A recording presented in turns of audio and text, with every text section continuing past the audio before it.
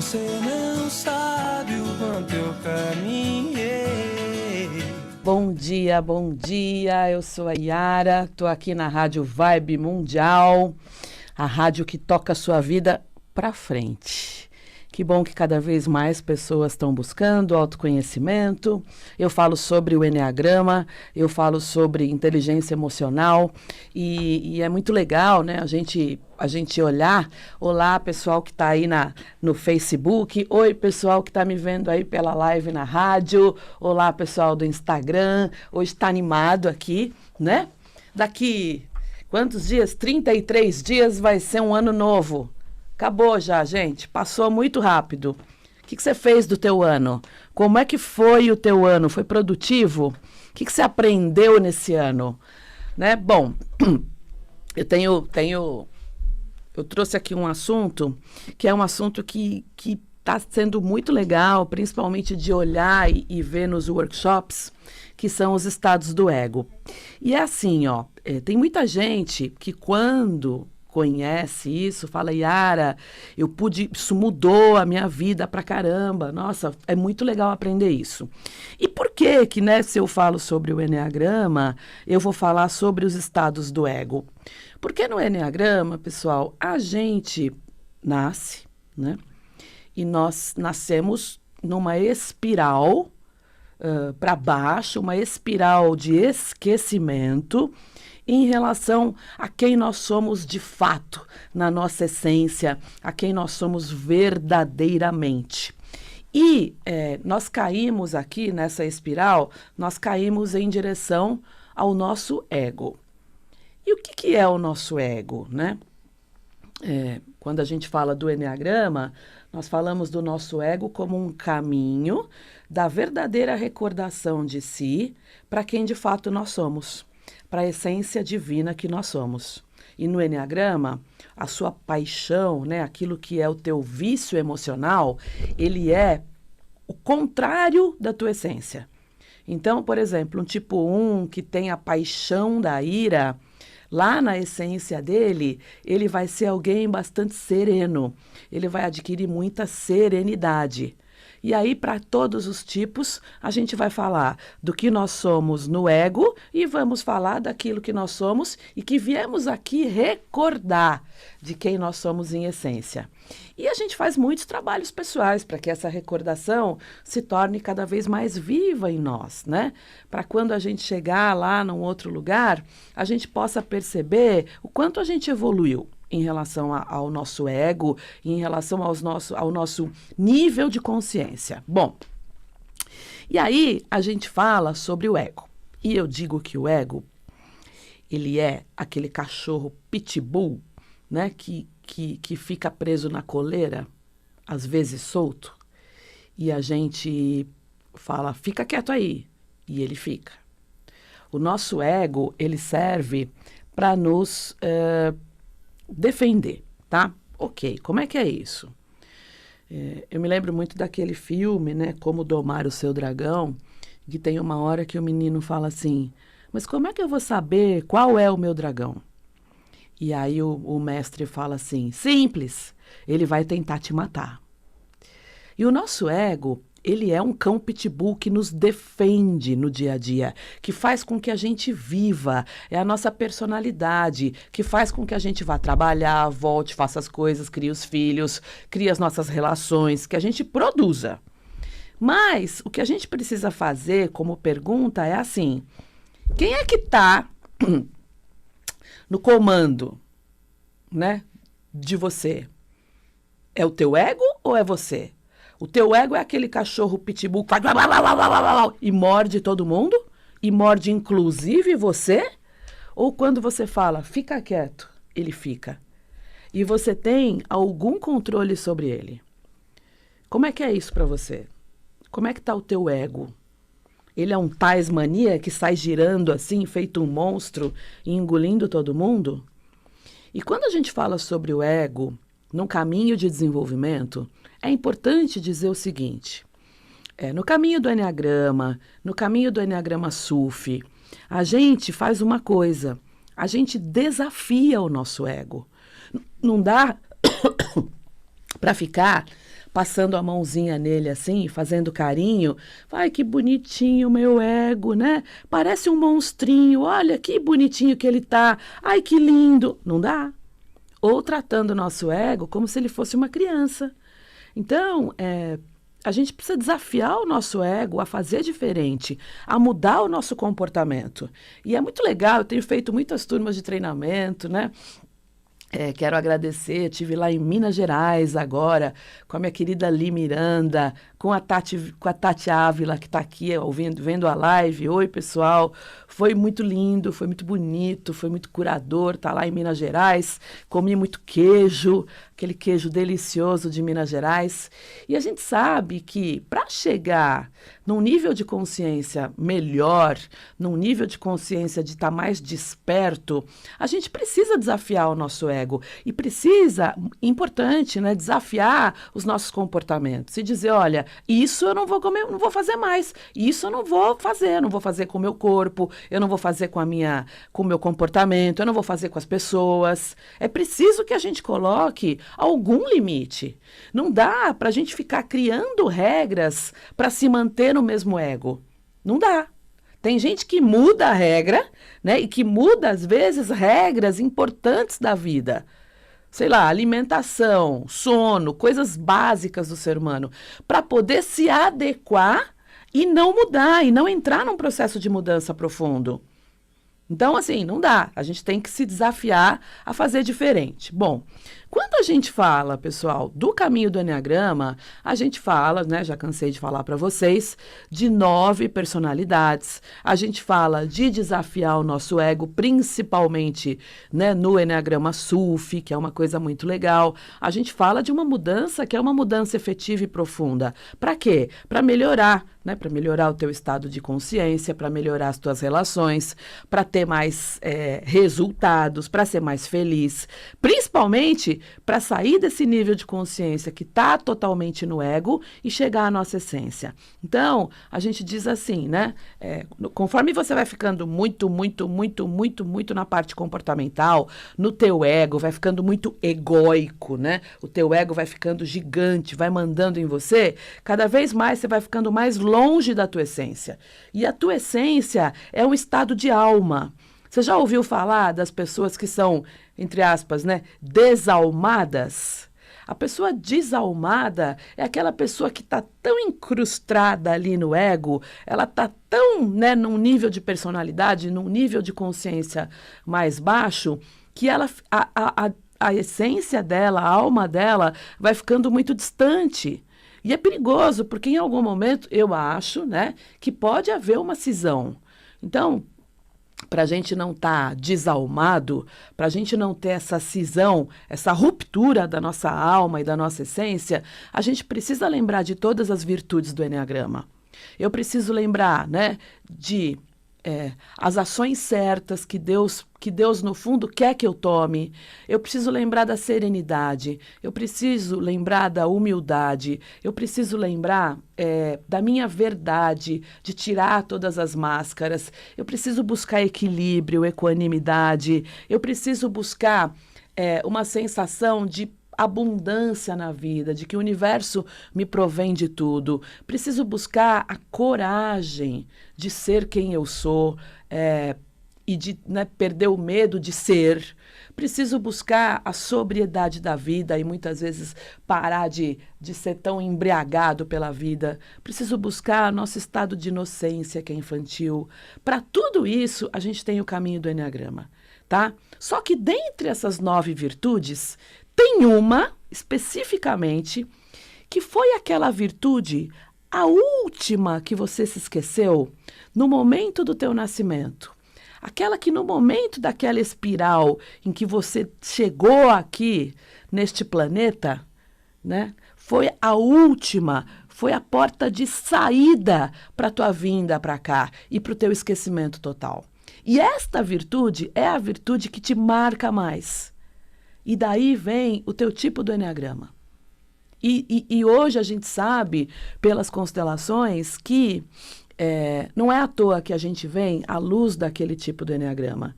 A gente vem porque tem muito trabalho sistêmico para fazer. E a gente já entendeu Eu falo isso aqui várias vezes, que nenhum trabalho é individual. Eu não faço um trabalho só para mim. Quando eu estou fazendo um trabalho de autodesenvolvimento profundo, quando você está lá nos cursos, quando você fica lá, como o pessoal lá de Minas Gerais, ficou 3 dias lá, e a gente fazendo atividade, a gente acessando as nossas dores, trabalhando muito pai e mãe, a gente sabe que esse trabalho, ele inclui todo o nosso sistema familiar. E as pessoas começam a mandar mensagem, né, diária, você não sabe o que aconteceu. Olha, tal pessoa falou isso, meu marido mudou o comportamento. Olha, eu cheguei em casa, tinha uma mensagem, minha tia acabou de me escrever. Você trabalha como uma teia, né? Nós estamos todos conectados e nós trabalhamos todo o nosso sistema familiar.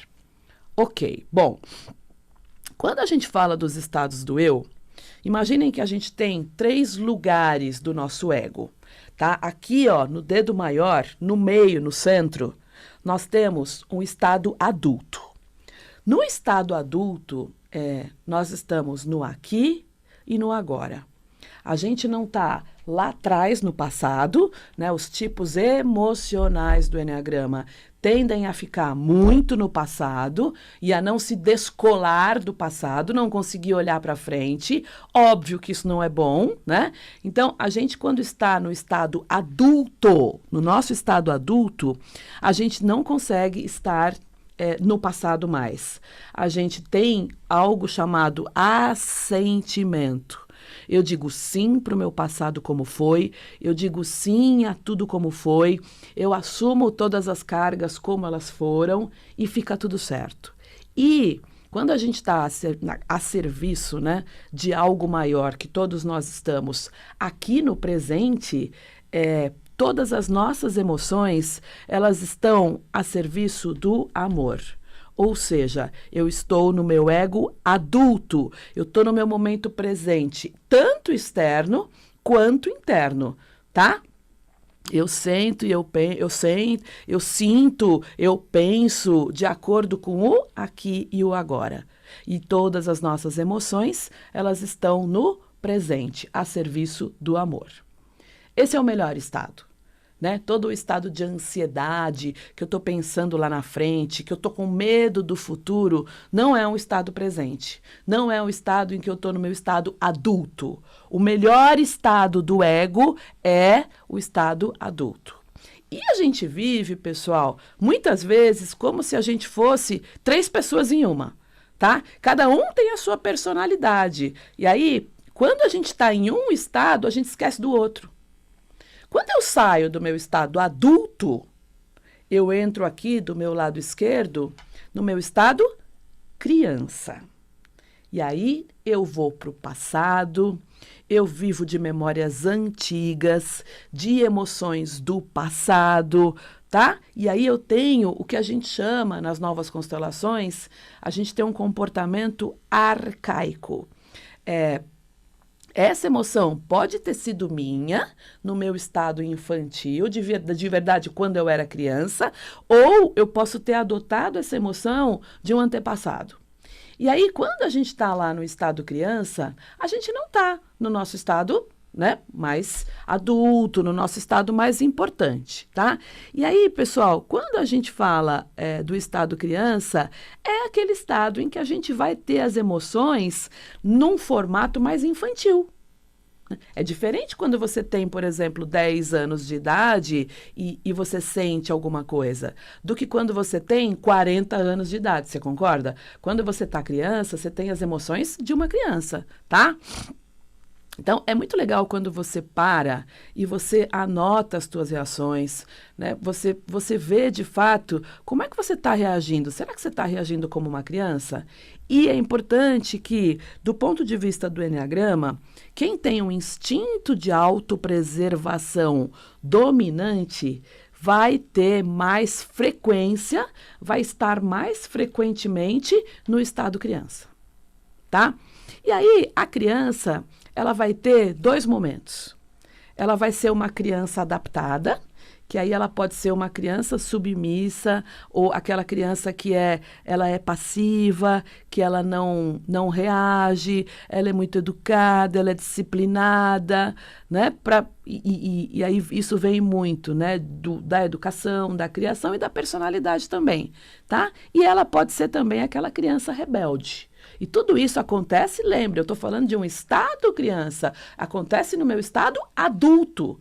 Quando você está muito passivo, quando você está sem reagir a nada, você está no estado da criança passiva.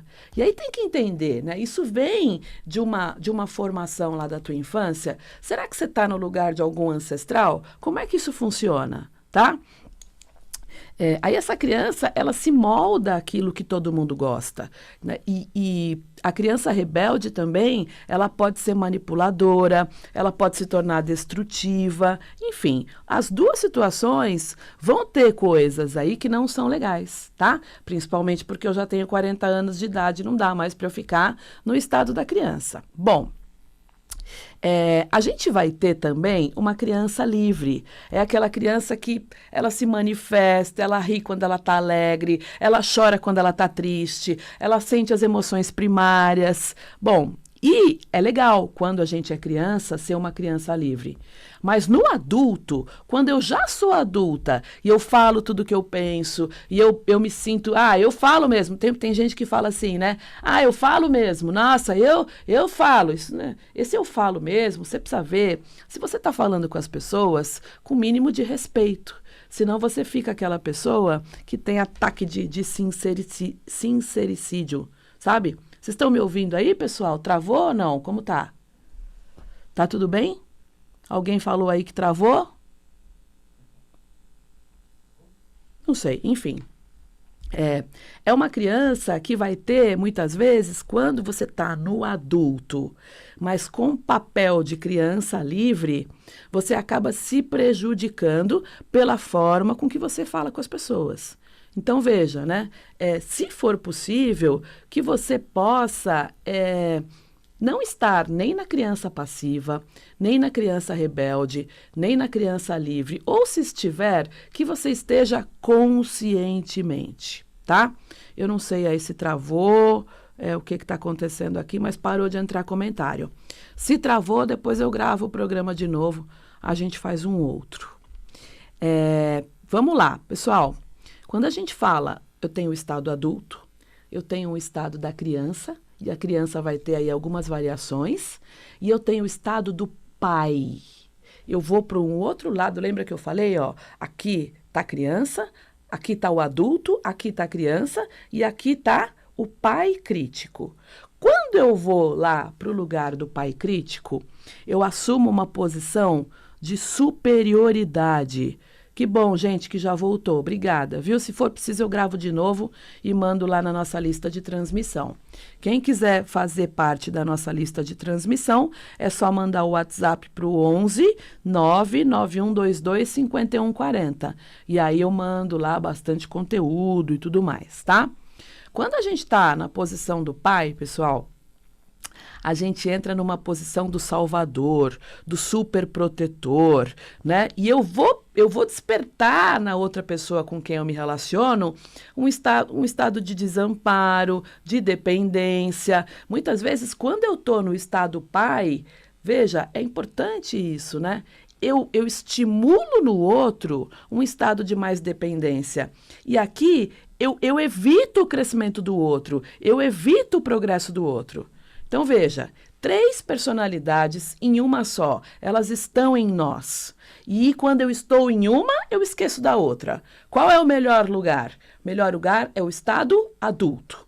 Minhas emoções estão a serviço do aqui, do agora. Minhas emoções estão a serviço do amor. Eu não estou lá no passado, nem lá na frente. Eu estou no aqui e no agora. Que de verdade, pessoal, é libertador. Se eu vou para um estado criança, eu vou ter lá emoções que eu vivi durante a criança, durante a minha infância, ou eu posso estar representando algum ancestral, eu posso ser a criança passiva, aquela que não fala nada, que fala tá bom, tá tudo bem, isto é um estado infantil de passividade, ou eu posso ser aquela criança rebelde que vai brigar e vai provocar, né, discórdias, ou a criança livre, que é aquela que fala o que pensa. Só que eu não sou mais criança, eu sou adulto.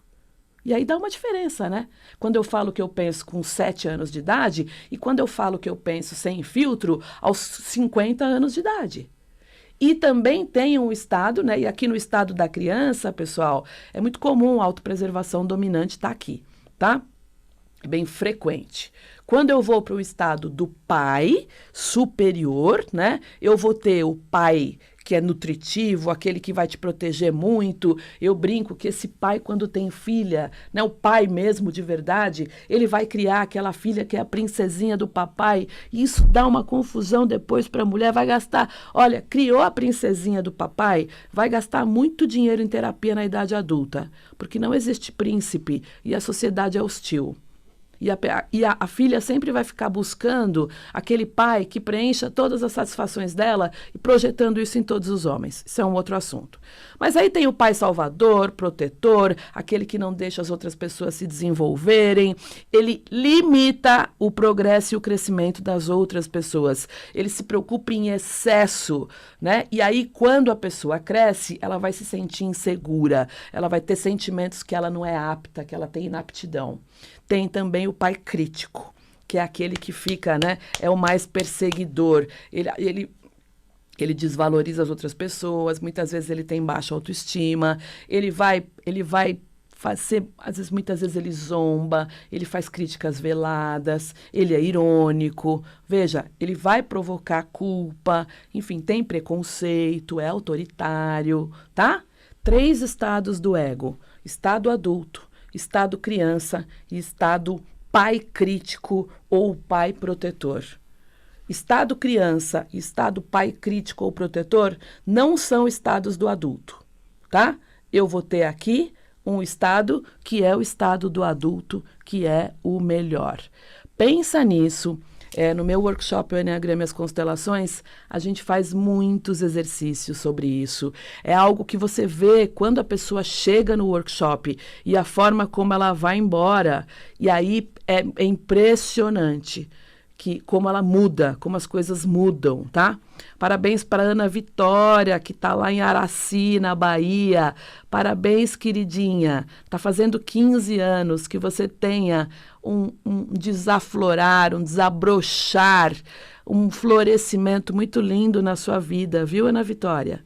Parabéns. E legal que o povo da Bahia está me assistindo, o povo de Portugal me assiste muito, todos os meus alunos, o pessoal da rádio, muito obrigada. Obrigada pelas mensagens lindas que vocês me mandam de amor lá na lista de transmissão, tá? Veja se você está no teu estado adulto. Cuidado quando entra no teu estado da criança, porque a gente fica birrento mesmo, a gente fica mais birrentinho. E quando a gente entra no estado do pai superior, o pai crítico, aquele pai que muitas vezes é preconceituoso e que muitas vezes tem a ver com o instinto social dominante, né? De estar numa sombra ali de superioridade, tá? A gente precisa olhar um pouco mais para isso e olhar para os nossos comportamentos e desafiar o nosso ego. Eu repito, não dá para dizer, a pessoa faz isso porque ela tem o ego do 4, a pessoa faz isso porque ele é um 5, a pessoa... e daí? E daí que é 4, 5, 9, 2, 1, não importa, gente. A gente tem que desafiar nosso ego como seres humanos que estamos aqui, né? Quando eu for embora, eu quero ir embora para um lugar melhor. Eu quero ter cumprido a minha missão. E espiritualidade para mim é viver a tua jornada do ego até a tua essência e dar os teus melhores passos buscando sempre melhorar. Espiritualidade para mim é viver o aqui e agora neste momento procurando ser melhor. Não adianta querer dizer, eu sou espiritual porque eu vejo, faço isso e aquilo e você não olhar para a tua parte comportamental. Nada acontece, tá? uma linda quarta-feira. Beijos para todos vocês. Muito obrigada, Karen, obrigada a todo mundo que está aí me assistindo. Beijos e até quarta-feira que vem, se Deus quiser. Beijo.